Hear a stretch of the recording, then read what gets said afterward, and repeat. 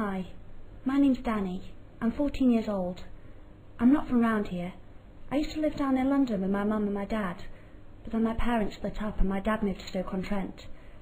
Me and Mum used to be really close, but after Dad left, she lost her job and we couldn't afford the house I grew up in anymore. Then my gran got sick with something called dementia, and Mum had to move in with her. There wasn't much space for me and I didn't want to live there, so I had to move up here with my dad instead. It was a big decision to make and everything happened really quickly. I had to leave all my friends behind and start a new school. I've got a southern accent, so I stick out like a sore thumb. Plus I'm pretty clever, so that doesn't exactly make me Miss Popular. Some of the kids in school here think I look down on them or that I'm really posh because of my accent, and they think I'm weird for living with just my dad. I feel like everything in my whole entire life changed really quickly, and I used to cry myself to sleep every night. My dad has a pretty good job, and he works long hours, but he's always home at weekends and every night, eventually. So we went together to the dog's home and I picked out Toby. He's just great at keeping me company when I'm on my own. I love Toby. He's a good listener, for a dog.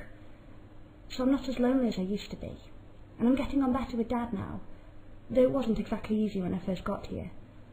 I'm not sure he really knew what to do with a 14-year-old girl in the house. Sometimes he still doesn't understand me, and it's hard not having Mum about. And I don't think Dad's coping very well with getting divorced from Mum. He's quite sad a lot of the time. I feel really confused a lot, and I was writing letters to my mum about how I was feeling and how angry I am with her. But I didn't post any of them, except my dad found them and was really worried about me. I was pretty mad at him for looking through my stuff and we had a big fight, but at least he knows a bit better how I feel now.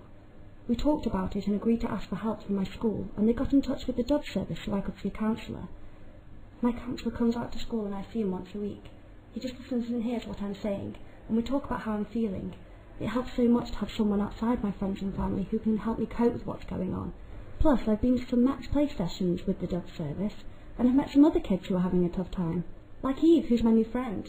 And there are others there too.